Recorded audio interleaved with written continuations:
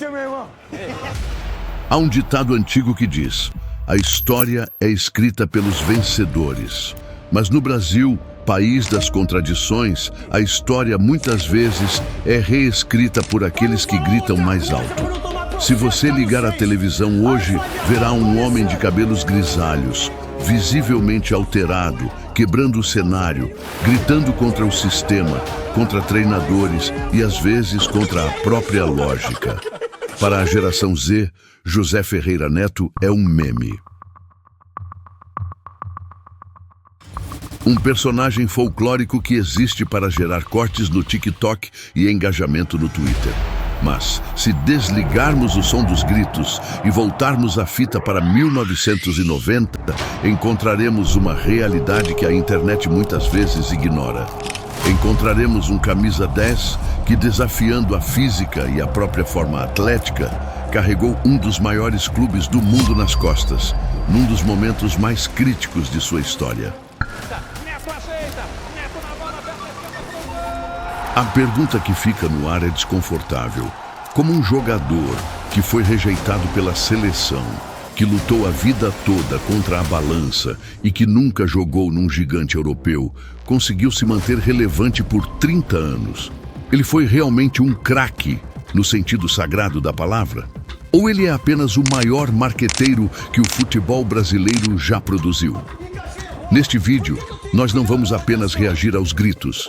Nós vamos analisar a trajetória de um homem que operou na falha do sistema.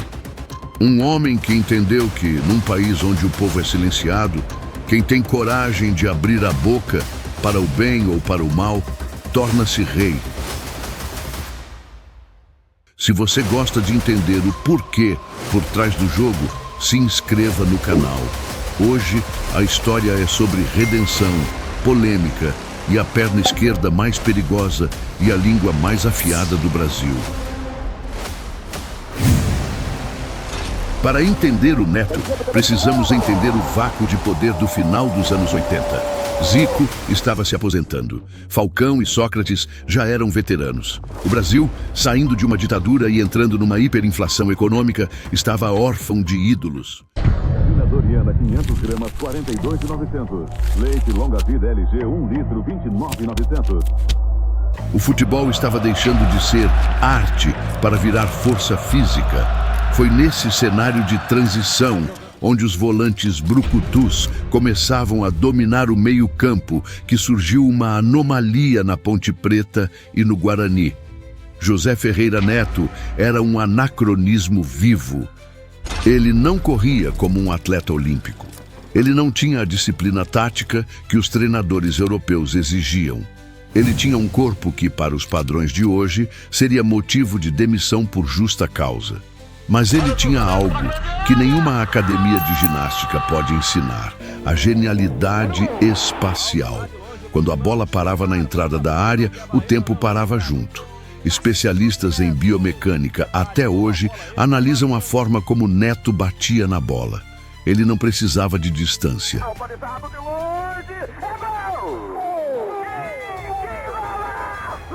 Com 2 passos, ele conseguia gerar uma potência e uma curva que goleiros lendários como Tafarel e Zete chamavam de indefensável. Mas o ponto de virada, o momento em que o jogador vira entidade, foi 1990. O Corinthians, apesar de sua imensa torcida, era piada nacional quando o assunto era título brasileiro. Nunca tinham vencido. O time de 1990 era tecnicamente limitado. Um time operário, reflexo de um Brasil em crise. Eles precisavam de um líder que fosse a cara da torcida. Passional, imperfeito e, acima de tudo, decisivo. Durante aquele campeonato, Neto não foi apenas um jogador. Ele foi o sistema ofensivo inteiro. Dos 23 gols do Corinthians na campanha, Neto participou diretamente de 12. Gols de falta, lançamentos de 40 metros, escanteios venenosos. Ele pegou um time mediano e o arrastou para a glória eterna. Ali nasceu a idolatria cega.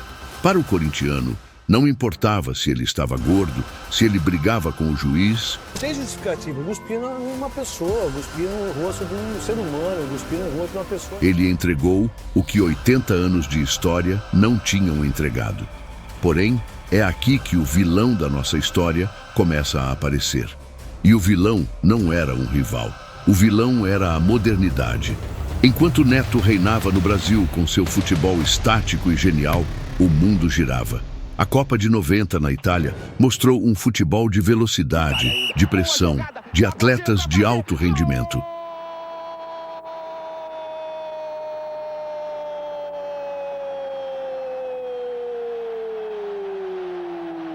A cartolagem paulista e a mídia da época vendiam Neto como o salvador da pátria.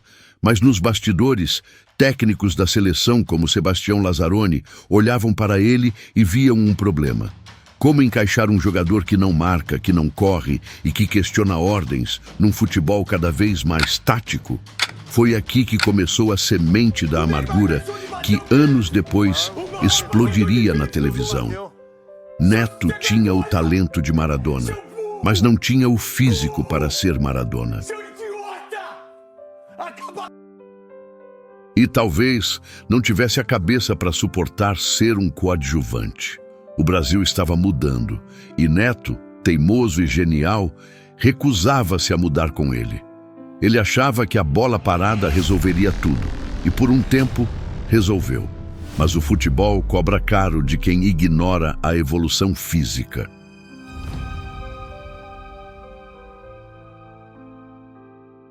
Há feridas que o tempo cura e há feridas que definem quem nós somos. Para José Ferreira Neto, a ferida tem um nome e uma data. Sebastião Lazzaroni, 1990. O Neto Betão, um personagem. Ele, a partir do momento que foi pra TV, ele criou um personagem, criou a fantasia dele. Ele pensa que jogou mais do que ele na realidade jogou. Neto era, indiscutivelmente, o melhor jogador em atividade no Brasil naquele ano. O clamor popular era unânime. Mas Lazzaroni, obcecado por um esquema tático europeu e por jogadores que compunham espaço, deixou o camisa 10 do Corinthians em casa. O Brasil foi eliminado vergonhosamente nas oitavas de final. Para Neto, aquilo não foi apenas uma decepção esportiva. A única pena que eu tenho é do Lazzaroni, vocês acreditam, porque vai ter, se ele viver 200 anos, ele vai ter que responder porque ele não me levou para a Copa do Mundo. Foi a negação de sua consagração mundial.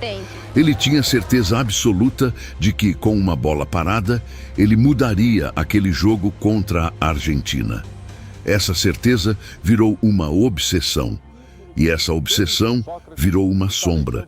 Nos anos seguintes, assistimos ao declínio físico acelerado de um ídolo. A balança, que sempre foi uma inimiga, tornou-se cruel. As lesões no tornozelo tiraram a pouca mobilidade que ele tinha. Ele passou pelo Palmeiras, pelo Santos, pelo Atlético Mineiro, mas já não era o xodó da Fiel. Era um jogador caro, pesado, que viveu de lampejos do passado. A mídia, que antes o exaltava, começou a ser implacável. Apelidos maldosos, críticas ao seu peso, questionamentos sobre seu profissionalismo. O craque estava morrendo e o homem por trás dele estava ficando sem chão. Depois de quase 4 anos de união, Neto e o Corinthians fazem uma separação amigável. Foi um bom negócio para o Corinthians, porque o Corinthians recebe livre a importância de $700 mil. Mas Neto tinha uma característica que a maioria dos atletas não tem, a inconformidade. Ele não aceitava ser esquecido. Ele não aceitava que a cartolagem e os técnicos estudiosos tivessem a última palavra. Se ele não pudesse mais vencê-los com a perna esquerda, ele os venceria com a garganta.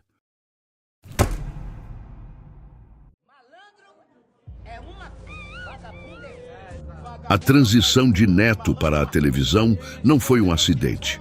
Foi uma ocupação de território. No início dos anos 2000, o jornalismo esportivo brasileiro era chapa branca. Todo mundo era amigo, ninguém criticava a fundo, imperava o bom mocismo. Neto olhou para esse cenário e viu uma oportunidade de mercado. Ele percebeu algo fundamental sobre a psicologia do torcedor brasileiro. Nós amamos odiar. O torcedor não quer apenas análise tática de um 4-3-3. Ele quer vingança. Ele quer alguém que grite na TV o que ele está gritando no sofá da sala. Neto criou uma persona. O craque Neto da TV é uma caricatura amplificada do José Ferreira. Ele trocou a diplomacia pela briga de rua. Começou a atacar ídolos intocáveis. Criticou o Ronaldo Fenômeno, desdenhou de Pato, comprou briga com o Tite. A cada polêmica, a mídia tradicional torcia o nariz, chamando-o de desequilibrado. Mas a audiência explodiu. Aqui, o vilão da nossa história se consolida, a indústria do entretenimento. As emissoras perceberam que a indignação de Neto gerava cliques, compartilhamentos e dinheiro. Mas cuidado ao julgar Neto apenas como um oportunista. Se analisarmos friamente, veremos que muitas de suas críticas, embora feitas aos berros, tocavam em feridas reais. Ele denunciava a soberba da seleção brasileira quando ninguém tinha coragem. Ele falava sobre o elitismo dos ingressos nas novas arenas. Ele defendia o futebol raiz contra a gourmetização. O personagem era exagerado, sim, mas a dor que ele focalizava era única. Era a dor do torcedor que sentia que o futebol estava sendo roubado dele. No entanto, essa fama tem um preço. Ao se tornar o rei dos donos da bola, Neto criou uma barreira quase intransponível. Para metade do Brasil, ele é um gênio incompreendido. Para a outra metade, um lunático. Mas existe uma terceira versão de Neto, uma versão que as câmeras desligadas conhecem, mas que ele raramente mostra. É muito fácil odiar o Neto da televisão. É fácil chamar de boca aberta e bairrista ou incoerente. Mas se você conversar com roupeiros, massagistas e ex-jogadores que caíram no esquecimento, ouvirá uma história completamente diferente. Uma história que não dá audiência e que não virá corte no Instagram. Enquanto a maioria dos craques milionários se isola em condomínios fechados e esquece de onde veio, Neto transformou sua influência em uma rede de segurança para os invisíveis do futebol. Pouca gente sabe, mas nos bastidores da Band e do futebol paulista, Neto é uma espécie de padrinho dos desesperados. Existem relatos, muitos deles confirmados em silêncio, de Neto pagando cirurgias para ex-companheiros que o INSS abandonou. De Neto comprando cestas básicas para famílias de jogadores que brilharam nos anos 80 e hoje não têm o que comer. Ele usa seu microfone, muitas vezes de forma agressiva, para cobrar que os grandes clubes paguem o tratamento de saúde de ídolos do passado. Lembra do Russo, o ex-lateral vitorioso que enfrentou problemas graves de saúde? Neto foi uma das poucas vozes a gritar por ajuda quando as câmeras se desligaram. Talvez a boca aberta não seja apenas marketing. Talvez seja um mecanismo de defesa. Neto viu de perto o que o sistema faz com o jogador de futebol. Usa o corpo, suga o talento e descarta o bagaço. Ele sabe que ele mesmo poderia ter sido um desses esquecidos se não tivesse agarrado o microfone com unhas e dentes. A raiva que ele expressa ao vivo, muitas vezes, é a raiva de uma classe operária da bola que foi traída. Ele grita pelos roupeiros que ganham pouco. Ele briga pelos massagistas. Ele defende o Zé Ninguém contra o dirigente de terno Armani. Por baixo da casca grossa e das opiniões duvidosas, bate um coração que nunca esqueceu a fome de Santo Antônio de Posse. Ele é, contraditoriamente, o milionário que nunca deixou de ser povo. Então, voltamos à pergunta inicial. José Ferreira Neto foi realmente um craque? Se definirmos craque apenas por estatísticas, Copas do Mundo e longevidade atlética, a resposta é não. Zico foi maior, Rivelino foi maior, Mas se definirmos craque como alguém que desafia a lógica, que decide campeonatos sozinho e que se recusa a ser irrelevante, então Neto tem o seu lugar no Olimpo. Mas talvez a maior jogada de Neto não tenha sido aquele gol de falta contra o Flamengo. Sua maior jogada foi entender o Brasil moderno. Num mundo onde o futebol se tornou asséptico, cheio de media training e jogadores que falam frases decoradas, Neto é o erro no código. Ele é o tiozão do churrasco, o torcedor fanático e o crítico implacável, tudo ao mesmo tempo. Nós podemos discordar dele, podemos rir dele, podemos até desligar a TV com raiva dele, mas não podemos ignorá-lo. Porque, no fundo, Neto representa a imperfeição humana que o futebol tenta esconder. Ele nos lembra que heróis podem ser gordos, podem ser falastrões e podem ter o coração mole. Ele não é o herói que o futebol queria, mas, talvez, seja o anti-herói que o futebol precisava para não morrer de tédio. E você, o que acha? O craque Neto é um gênio da comunicação ou apenas um personagem que passou do ponto? Deixe sua opinião aqui nos comentários, mas sem gritar, por favor. A gente se vê na próxima. Um baita abraço. Que fase que tá o Corinthians! Alô, fiel! Que fase que tá o Corinthians! Que fase que tá o Roberto, velho! É seleção, velho!